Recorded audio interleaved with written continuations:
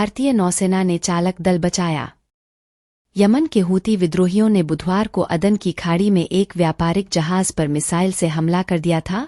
इस घटना में चालक दल के कुछ सदस्यों को गंभीर चोटें आई थीं। बताया जा रहा है कि हमला बारबाडोस के ध्वज वाले जहाज पर हुआ था। अब इस घटना पर समुद्री सुरक्षा अभियानों के लिए तैनात भारतीय नौसेना के युद्धपोत ने प्रतिक्रिया दी है। भारतीय नौसेना ने बताया, जहाज पर कथित तौर पर अदन के दक्षिण पश्चिम में लगभग 55 nm की दूरी से एक ड्रोन या मिसाइल से हमला किया गया था। हमले की वजह से जहाज पर आग लग गई, जिसकी वजह से चालक दल को जहाज छोड़ने के लिए मजबूर होना पड़ा। इस घटना में चालक दल के कुछ सदस्यों को गंभीर चोटें आई हैं। नौसेना ने बताया कि INS कोलकाता घटनास्थल पर पहुंची। हेलीकॉप्टर और नौकाओं की मदद से एक भारतीय नागरिक सहित चालक दल के 21 सदस्यों को बचाया। जहाज की चिकित्सा टीम ने घायल चालक दल का इलाज किया।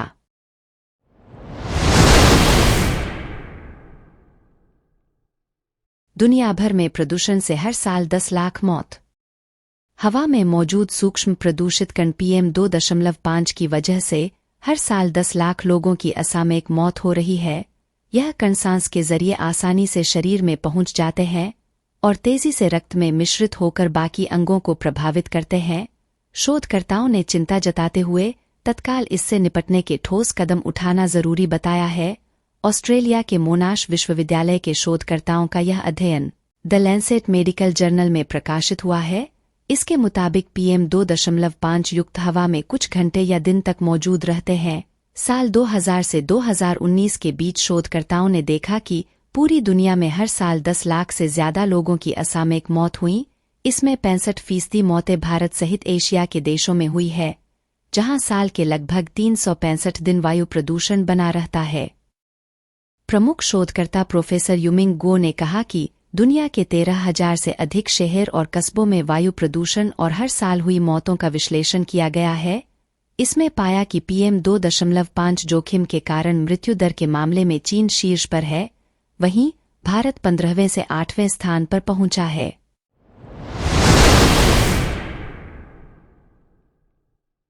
केजरीवाल को कोर्ट का समन। ईडी ने कथित दिल्ली शराब नीति मनी लॉन्ड्रिंग मामले में समन पर पेश नहीं होने को लेकर CM अरविंद केजरीवाल के खिलाफ फिर से शिकायत की है। दिल्ली की राउज एवेन्यू कोर्ट ने समन का पालन नहीं करने के लिए ईडी की दूसरी शिकायत पर अरविंद केजरीवाल को नया समन जारी किया है। कोर्ट ने केजरीवाल को 16 मार्च को पेश होने को कहा है। प्रवर्तन निदेशालय ने मनी लॉन्ड्रिंग मामले की जांच में बार बार समन का पालन न करने पर मुख्यमंत्री अरविंद केजरीवाल के खिलाफ एक नई शिकायत दिल्ली कोर्ट में दी। ईडी ने कहा कि आम आदमी पार्टी के राष्ट्रीय संयोजक ने 4 से 8 समन का पालन नहीं किया है, जिसके बाद ACM दिव्या मल्होत्रा ने ईडी की शिकायत को सूचीबद्ध कर लिया और 7 मार्च को सुनवाई के लिए तारीख निर्धारित की थी। जानकारी के लिए बता दें कि दिल्ली शराब नीति मामले में मनी लॉन्ड्रिंग की जांच के संबंध में अरविंद केजरीवाल को ईडी ने 8 समन जारी किए हैं।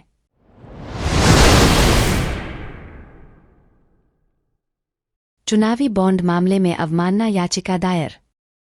एक गैर सरकारी संगठन ने गुरुवार को उच्चतम न्यायालय में अवमानना याचिका दायर कर भारतीय स्टेट बैंक की उस अर्जी को चुनौती दी, जिसमें राजनीतिक दलों द्वारा भुनाए गए प्रत्येक चुनावी बॉन्ड के विवरण का खुलासा करने के लिए 30 जून तक समय बढ़ाने की मांग की गई है। ADR ने चुनावी बॉन्ड मामले में भारतीय स्टेट बैंक के खिलाफ सुप्रीम कोर्ट के समक्ष अवमानना याचिका दायर की है। सुप्रीम कोर्ट ने NGO का प्रतिनिधित्व कर रहे वकील प्रशांत भूषण से ईमेल भेजने को कहा। प्रधान न्यायाधीश DY चंद्रचूड़ की अध्यक्षता वाली पीठ ने गैर सरकारी संगठन एसोसिएशन फॉर डेमोक्रेटिक रिफॉर्म्स की ओर से अदालत में पेश हुए वकील प्रशांत भूषण की इस दलील पर गौर किया कि वह मामले में अवमानना की कार्यवाही शुरू करना चाहते हैं। भूषण ने कहा कि SBI की याचिका को 11 मार्च को सूचीबद्ध किए जाने की संभावना है और अवमानना आवेदन पर भी एक साथ सुनवाई की जानी चाहिए।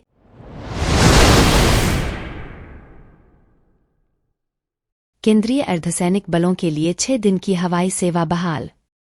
मणिपुर में केंद्रीय अर्धसैनिक बलों के लिए एयर कुरियर सर्विस को अब सप्ताह में 3 दिन की बजाय 6 दिन का विस्तार दिया गया है, यानी अब Kolkata Imphal Kolkata air courier service सप्ताह में 6 दिन चलेगी।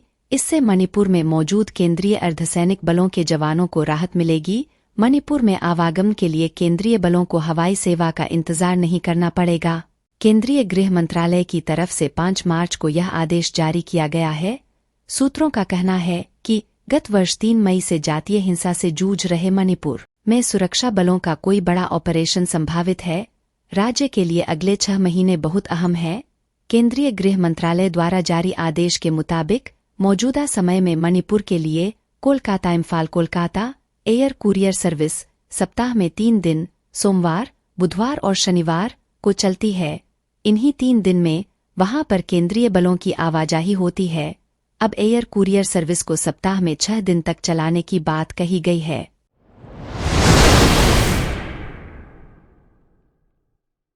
हिमाचल की महिलाओं को मिलेंगे 1,500 रुपये।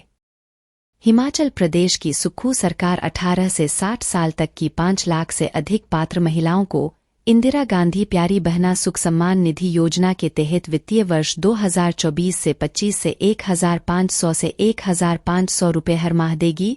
60 से अधिक उम्र की महिलाओं की सामाजिक सुरक्षा पेंशन को पहले ही बढ़ाकर 1,500 रुपये किया गया है। पात्र महिलाओं को 1,500 रुपये का लाभ प्राप्त करने के लिए एक फॉर्म भरना होगा। इसमें लाभार्थी को अपनी जानकारी के साथ विभिन्न तरह के प्रमाण पत्र, श्रेणी, सरकारी नौकरी, आय सहित अन्य जानकारी देनी होगी। सरकार की इस 5वीं गारंटी को लागू करने में राज्य सरकार के सालाना करीब 800 करोड़ रुपए खर्च होंगे। सरकार के अनुसार इससे प्रदेश के सभी परिवार सीधे सीधे जुड़ेंगे। प्रदेश सरकार सभी पात्र महिलाओं के फॉर्म भरवाएगी। सरकार ने प्रथम चरण में लाहौल स्पीति की महिलाओं को सम्मान राशि दी। प्रदेश की 2,45,000 महिलाओं को 1 फरवरी से 1,500 रुपये प्रतिमाह देने की घोषणा कर दी गई है। ये 60 से अधिक उम्र वाली महिलाएं, एकल नारियां आदि हैं।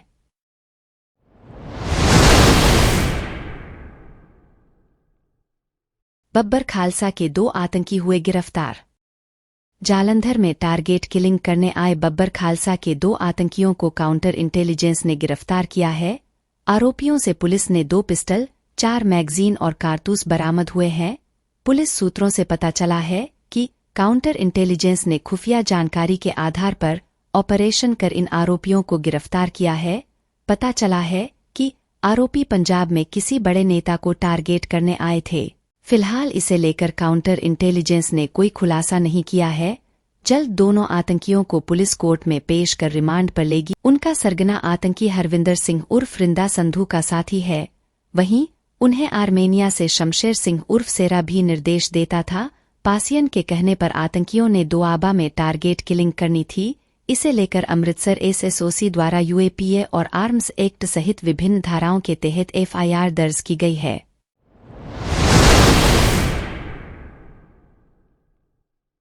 बंगलुरु में बढ़ा जल संकट। बंगलुरु जो कभी गार्डन सिटी के नाम से जाना जाता था, आज बूंद बूंद पानी के लिए तरस रहा है। गर्मी के आने से पहले ही शहर में जल संकट गहरा गया है। यह न केवल बंगलुरु बल्कि पूरे देश के लिए एक चिंता का विषय है। यहाँ के कुछ इलाकों में हालात इतने खराब हो गए हैं कि यहाँ के कोचिंग सेंटर और स्कूल अपने बच्चों से घर पर ही रहकर क्लास लेने के लिए बोल रहे हैं। इतना ही नहीं, हाल ही में बंगलुरु जल आपूर्ति और सीवरेज बोर्ड ने शटडाउन का ऐलान किया था। हालांकि यह कदम आवश्यक रखरखाव कार्य करने और अनअकाउंटेड फॉर वाटर्स स्थापित करने के लिए उठाया गया। बंगलुरु के विजयनगर में स्थित एक कोचिंग सेंटर ने अपने छात्रों को 1 सप्ताह के लिए आपातकाल के कारण ऑनलाइन क्लास लेने के लिए कहा। वहीं शहर के बन्नेरघट्टा रोड पर एक स्कूल बंद हो गया। स्कूल प्रशासन ने छात्रों को वर्चुअल कक्षाओं में भाग लेने के लिए कहा है।